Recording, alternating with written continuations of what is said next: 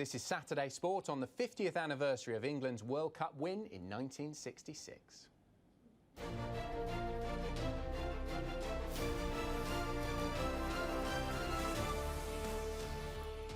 Coming up on the programme, major disappointment again this season for Rory McIlroy. He misses the cut at the PGA Championship.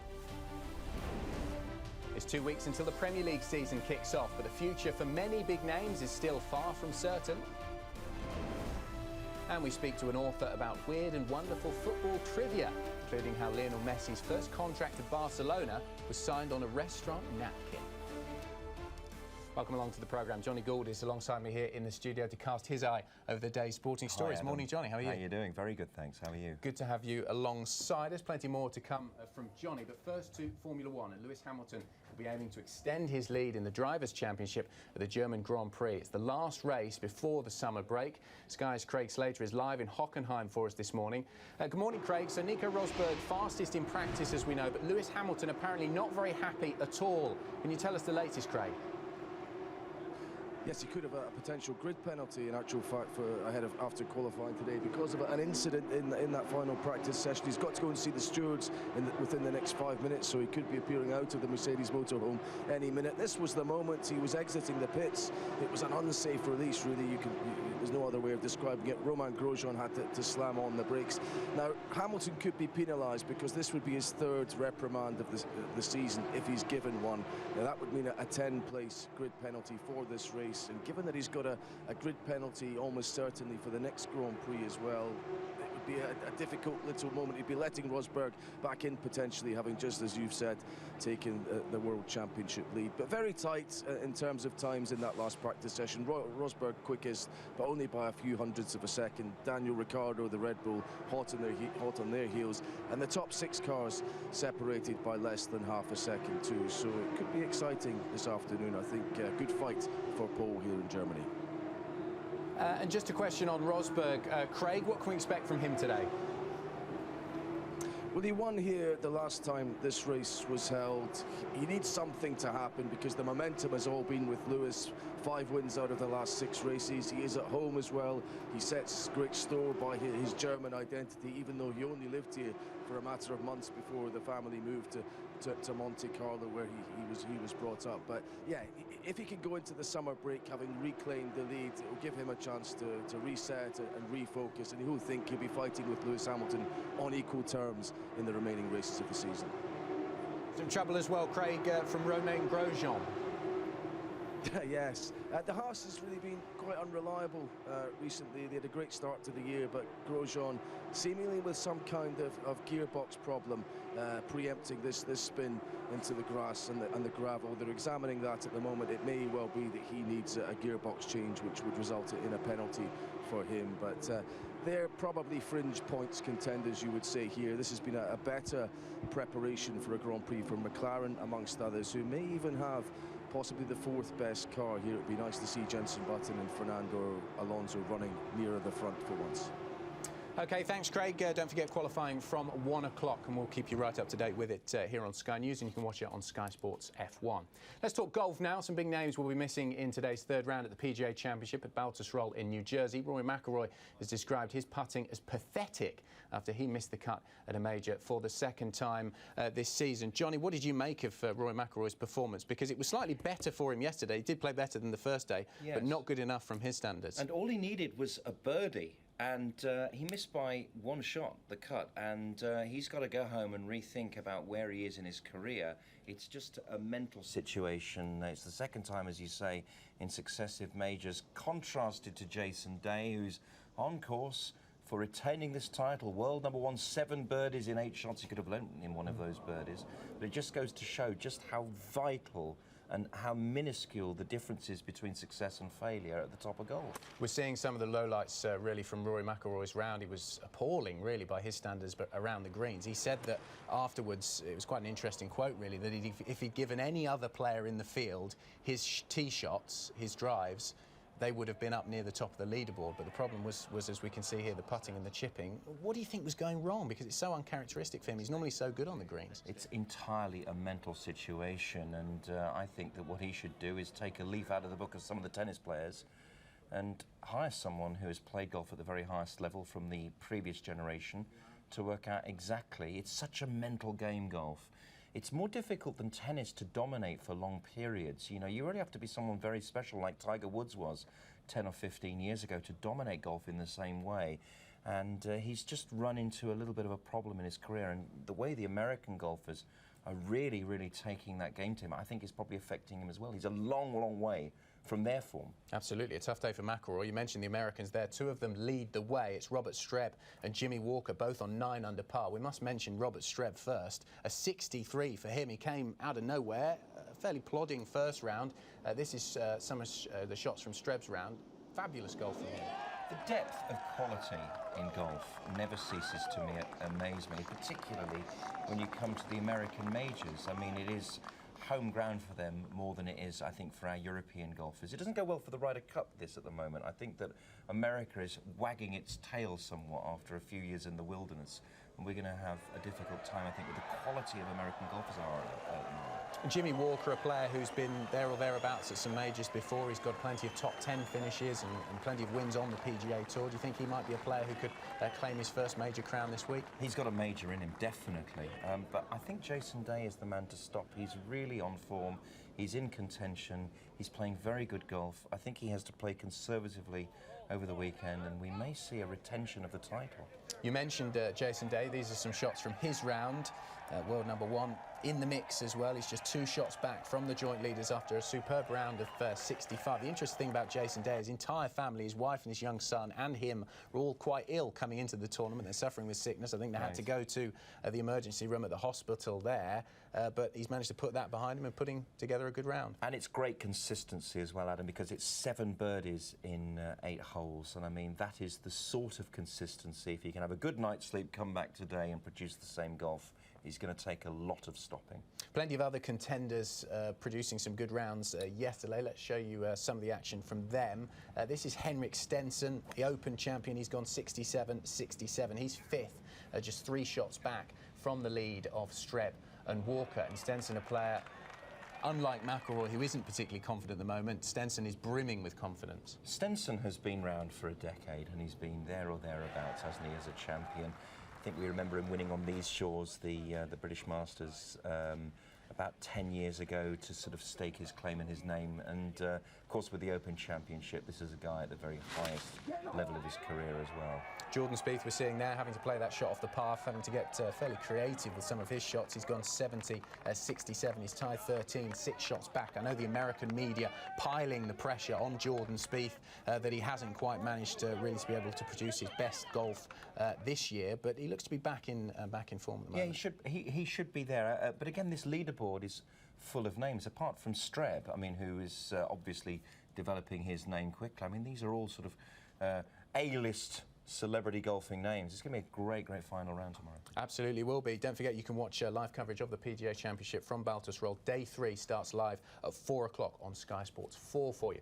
Football now. New season is fast approaching. Of course, the Championship kicks off next Friday. It's a fortnight until the Premier League is back. Transfer news dominating the agenda at the moment. Let's start with the champions Leicester and Riyad Mahrez. And Johnny, Claudio Ranieri insists he's not going anywhere, but Arsenal are hovering. Could he be the kind of player that Arsenal need? And do you think he'll leave Leicester? For the neutral, we were all delighted when Vardy said, "Oh, I'm not joining Arsenal. I'm going to remain a Leicester City legend." And then N'Golo Kante said, "No, I'm going to take the central London dollar and head for Chelsea." And Vardy must be thinking, what did I do in turning that down? But I think Leicester City deserve the chance of keeping that squad together. They're more than just those 3 boys, Kante, Mahrez and Vardy. You know, there's the central defensive partnership of Morgan and Huth. There's the keeper, Schmeichel, who himself was linked with Everton recently, and that's sort of gone away.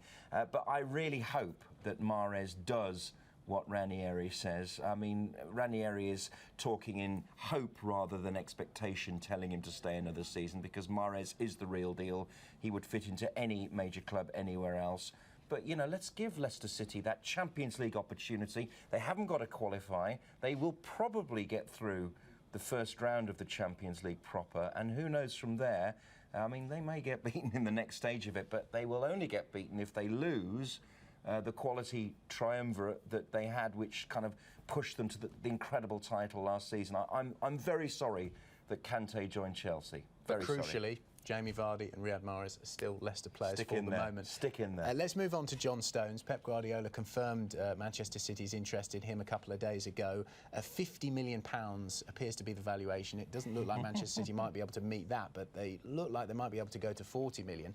Is he worth that from what you saw at the Euros? What is it about central defenders that seems to attract huge money like strikers in this country? John Stones can have an off-season, but if he can defend as he did a couple of seasons ago, he seems to be bulletproof with that transfer value. He's young, as you say, he performed pretty ordinarily at the European Championship, but he is that vital piece in the cog of any championship winning side, the real deal English central defender. We go back, 10 or 15 years, Rio Ferdinand was always transferred for the big deal. Leeds paid 18 million and then United paid 30 million, untold money for them their days. And John Stones is in that tradition. Sol Campbell also was a very highly prized part of Arsenal and indeed Tottenham's defence before that as well. So he is worth that money to a side that can afford him. And the idea that City can't afford 50 million is a bit silly, isn't it? They can afford anything. And while we're on the subject of slightly odd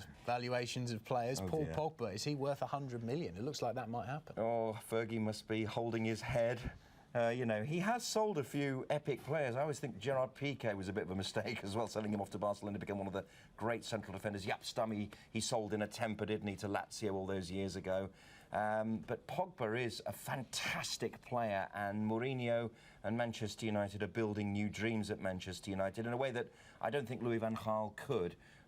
United need to get out of that pedestrian style that they've been playing under Moyes and Van Gaal, and Pogba is a real dream machine. What a fantastic team United could be next season for the neutral and indeed for the United fan. Absolutely. We'll keep a close eye on all of the transfer news for you here on Sky News throughout the next couple of weeks before the Premier League season kicks off yet again. Now, England's finest hour on a football pitch happened 50 years ago today, as we've been telling you, when they won the World Cup at Wembley. The latest man charged with the task of repeating that feat has been paying his tribute to the boys of '66.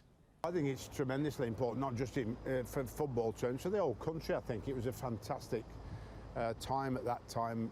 Winning the World Cup in your own country was a terrific achievement, of course, and of course all the players that are still alive should be brought out, and we should celebrate with them. I'm sure they're eager to celebrate the 50th year of winning the World Cup, and of course for the country in general, I think it's very important that we recognise just how important it was and what a great piece of history it was. Now, Johnny, I'd just be interested to get your view on this. We'll talk about something alongside this story in just a moment, one of the stories on some of the back pages of the papers. But I was putting together some special content over the last couple of days for the anniversary today and watching some of the great goals. Obviously, I wasn't lucky enough to be alive to see that 1966 final. But just some of the moments on that day, the goals that went in, and just seeing the people running on, some of the spectators running onto the pitch before the match had even finished. It was the absolute zenith for English football, wasn't it? And it's a bit embarrassing, isn't it, that we have to go back 50 years to celebrate this. I mean, would Germany have celebrated the 1974 World Cup win over Holland? No, they've won it about 20 times since. They've been to all the European Championship finals. Spain have created a legacy. Even Portugal, the greatest nation never to win a tournament, have just won a tournament. We are absolutely in the wilderness. I mean, Holland, the team before them, 1988, they're a great footballing nation as well. They only have to go back, 25 years to that, have I done the maths correctly there, to winning the European Championship. France, of course, are there or thereabouts throughout finals in the last few years. Italy, even, they can have an off tournament, get knocked out in the first round, then win the tournament the next time. What is it about England? It's this psychological problem, but actually it's a business issue here in this country. The Premier League is the most important issue in this country, and while we have 3 governing bodies running separate interest groups here, financial as well as organisational, we'll never win the World Cup. I remember a debate in the late 70s, before the Premier League existed, there was the FA and there was the Football League, and the talk was, why don't we get Lancaster Gate and Lytham St Anne's to come together and have a national organisation so that England can go on and win the World Cup. Now we've got 3 organisations. We are not going to win the World Cup while England is a hobby for the Premier League superstars. And that really is the subject of this story that's on the back page of the